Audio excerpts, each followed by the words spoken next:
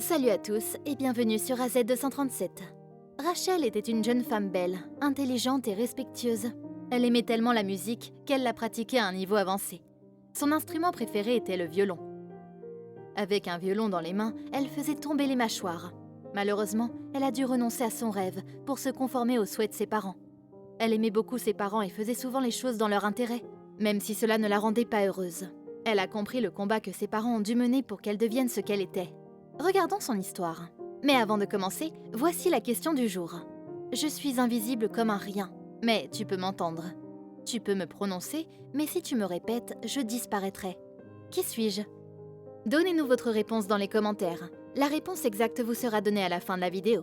N'hésitez pas à liker la vidéo pour nous encourager, et si vous êtes nouveau sur la chaîne, abonnez-vous et activez la cloche de notification pour ne manquer aucune de nos prochaines vidéos.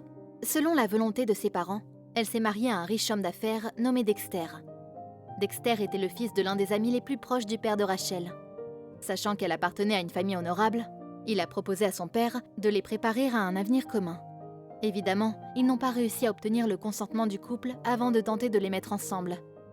Rachel et Dexter, quant à eux, n'ont fait qu'adhérer au désir de leurs parents. Leur mariage a très probablement été formé, non pas par amour, mais par le désir d'être considérés comme les enfants parfaits aux yeux de leurs parents et beaux-parents.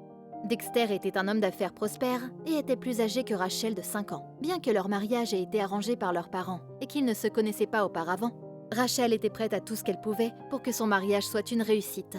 Cependant, on ne pouvait pas en dire autant de Dexter.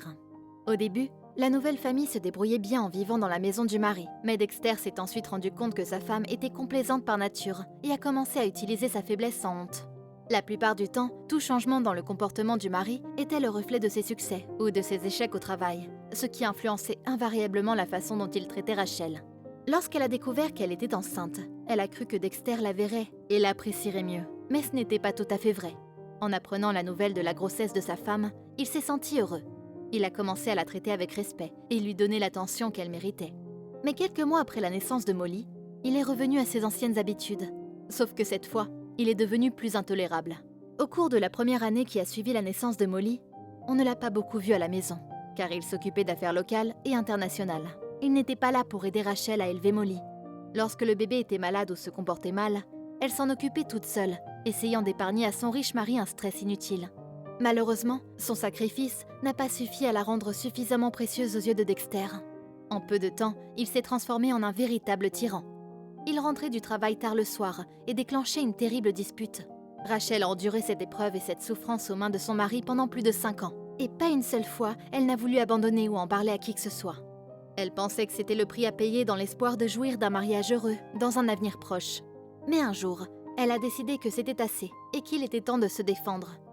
Lorsqu'elle a demandé à Dexter pourquoi il la traitait comme si elle ne comptait pas, il a répondu en lui criant dessus et en lui disant qu'elle pouvait demander le divorce si elle n'aimait pas la façon dont elle était traitée. Elle a réfléchi tranquillement aux paroles de Dexter et a décidé de chercher un moyen de s'en sortir. Elle s'est tournée vers ses parents pour obtenir de l'aide, mais ils lui ont seulement conseillé de tenir bon pendant quelques années, car les choses allaient finir par revenir à la normale. Ils ont refusé de faire partie du plan de Rachel en demandant le divorce. Comme ses parents ne la soutenaient pas, elle savait qu'elle devait se débrouiller toute seule. Un jour, Dexter rentra à la maison et annonça qu'il avait trouvé la femme de ses rêves. En entendant cela, Rachel a su que le moment était venu pour elle de réclamer sa liberté de cet enfer de mariage qu'elle avait accepté. Retenant à peine ses larmes, elle habilla la petite Molly et emballa ses affaires. Elle n'emporta que les vêtements dont elle avait besoin et prit aussi son violon. Molly ne comprenait pas pourquoi son père les mettait à la porte et regardait Rachel dans les yeux, essayant d'y trouver une réponse. Mais il n'y avait rien d'autre que des larmes et de la rancœur. Heureusement pour la mère et sa petite fille, elles ont réussi à trouver rapidement un endroit où vivre. Heureusement pour elle, elle a été remarquée par une femme âgée qui tondait la pelouse devant sa maison. Celle-ci était à la fois curieuse et compatissante envers la mère dévastée. Elle appela Rachel qui, en sanglots, secoua la tête en réponse. Mais la gentille femme n'abandonna pas et invita Rachel et sa fille. Elle les invita à entrer et leur offrit du thé chaud. Elles entamèrent immédiatement une conversation qui allait les amener à devenir plus proches que Rachel ne l'était avec sa mère. Rachel partagea sa triste histoire avec la vieille femme. Celle-ci s'appelait Deborah Wilson. Après avoir écouté son invité, elle réfléchit pendant 1 minute ou 2, puis proposa à Rachel et sa fille de vivre avec elle aussi longtemps qu'elle le souhaiterait. Elle refusa également d'accepter l'argent du loyer de la jeune mère. Rachel et la petite Molly serrèrent silencieusement Madame Wilson dans leurs bras ce qui fit pleurer la vieille dame. Madame Wilson vivait seule dans sa maison et était très heureuse que Rachel et Molly aient accepté de vivre avec elle. Grâce à la bienveillance de Madame Wilson, Rachel et sa fille avaient maintenant un endroit où vivre. Et Madame Wilson devint comme une grand-mère et une nounou pour Molly, ce qui permit à Rachel de trouver un emploi.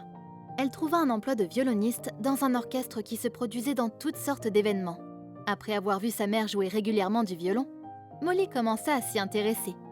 Sa mère était ravie lorsque Molly lui fit part de son intention de jouer du violon. Bientôt, la vie de Rachel commença à s'améliorer et elle devait remercier Madame Wilson pour cela. Un après-midi, Rachel emmena Molly se promener dans le parc. Molly tenait dans ses mains une poupée de chiffon qui ne la quittait jamais.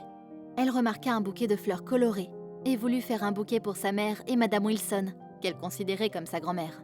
En ramassant les fleurs, elle plaça sa poupée sur l'herbe avec l'intention de la ramasser une fois qu'elle aurait fini de cueillir les fleurs. Cependant, après avoir ramassé toutes les fleurs dont elle avait besoin, elle n'a pas pu retrouver l'endroit exact où elle avait placé la poupée. Après avoir recherché pendant un certain temps, elle se mit à pleurer à cause de la perte de sa poupée. Elle n'était pas une poupée ordinaire.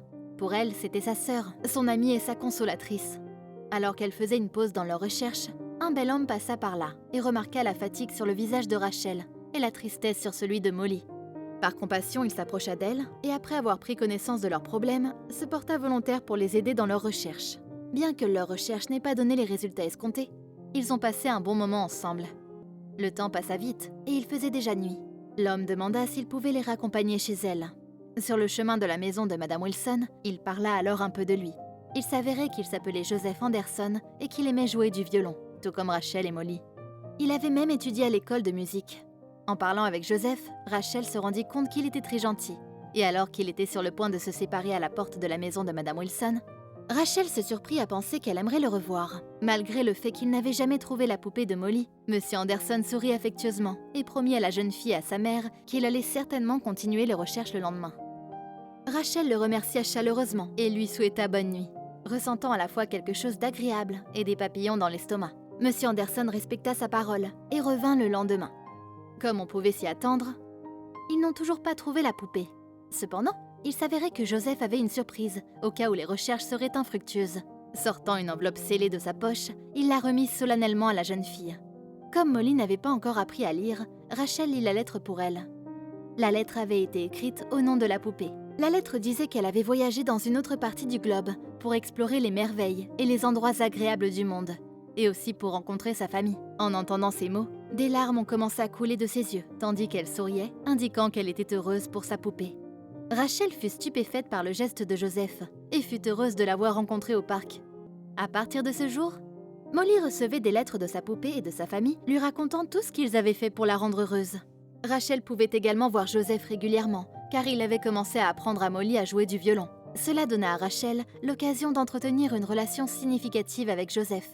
Au fur et à mesure qu'ils s'intéressaient à leurs histoires respectives, ils ressentaient un sentiment mutuel d'amour et de sécurité l'un envers l'autre. Mais ils ne pouvaient pas avouer leurs sentiments l'un à l'autre. Rachel estimait qu'il fallait le connaître un peu plus longtemps pour être certaine qu'il était bon pour elle. Joseph ne voulait pas non plus entamer une relation que sa santé ne pourrait pas soutenir. À l'insu de Rachel, Joseph souffrait d'une tumeur au cerveau. Et lors de sa dernière visite à l'hôpital, on lui avait dit qu'il avait moins de 3 mois d'espérance de vie. Chacun avait ses raisons de retenir son affection pour l'autre. Quelques mois après leur première rencontre, Joseph et Rachel étaient devenus de très bons amis. Et Joseph leur rendait régulièrement visite, à elle et à Molly. Rachel et Molly lui rendaient également visite de temps en temps. Un jour, Rachel et Molly attendaient avec impatience les visites régulières de Joseph, mais pour une raison quelconque, il ne se montra pas. 2 jours plus tard, il n'avait même pas appelé pour dire pourquoi il ne pouvait pas venir, ce qui rendait Rachel inquiète. Le 3e jour, elle décida d'enquêter pour savoir pourquoi son meilleur ami et amoureux ne lui avait pas téléphoné. Elle y alla avec Molly comme d'habitude.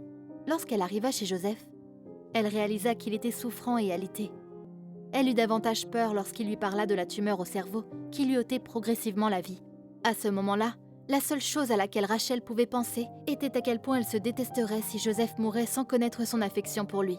Dans l'impulsion du moment, elle lui avoua son amour. Il se mit à verser des larmes en la regardant dans les yeux. Il se leva du lit et ouvrit son cœur à Rachel. Tous deux savaient qu'ils étaient faits l'un pour l'autre.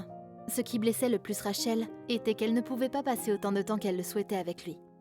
Joseph, quant à lui, priait silencieusement pour avoir plus de temps afin de pouvoir profiter du nouveau bonheur qui n'existait pas dans sa vie depuis Dieu sait combien de temps. Il eut l'air dévasté lorsqu'il prit Rachel par la main et commença la partie de son histoire qu'il lui avait cachée. Il avait été largué par sa petite amie lorsqu'il lui a annoncé qu'il abandonnait le monde de l'entreprise pour réaliser son rêve dans la musique. Elle se demandait s'il serait financièrement à l'aise en réalisant son rêve au détriment de son emploi bien rémunéré dans une entreprise, et lorsqu'il se montra incertain, elle s'en alla. Mais il eut rapidement du succès dans sa quête. Cependant, cela avait un coût. Il s'épuisait et souffrait même de plusieurs maux. Ses médecins ont affirmé que son épuisement constant avait stimulé la croissance rapide de sa tumeur. Il avoua qu'il attendait avec impatience le jour où il serait enfin déclaré mort. Mais après avoir rencontré Rachel et Molly, il souhaitait avoir un peu plus de temps pour profiter du nouveau sens que sa vie avait trouvé. Après que les deux se soient embrassés, Joseph révéla qu'il avait un cadeau pour Rachel et Molly. Il sortit un dossier du tiroir et le tendit à Rachel. Lorsque celle-ci l'ouvrit, elle y trouva le testament de Joseph. Il légua tous ses biens, y compris sa maison, à Rachel et à sa fille. Sachant qu'il pouvait mourir à tout moment, il demanda à Rachel et Molly de vivre pleinement leur vie, car c'est la seule chose qui le rendra heureux dans sa tombe. Cette nuit-là, Rachel et Molly prirent soin de lui, mais sa santé se détériorait plus vite que prévu. Le lendemain, Rachel découvrit à son réveil que Joseph était mort. Elle pleura à chaudes larmes la mort de l'homme qu'elle aimait vraiment. 12 ans ont passé, et les vies de Rachel et de Molly ont radicalement changé. Rachel a trouvé la force d'aller de l'avant. Après la mort de Joseph, elle a rencontré un homme, est tombée amoureuse et a donné naissance à un magnifique fils. Elle a été acceptée dans une école de musique et y étudie maintenant.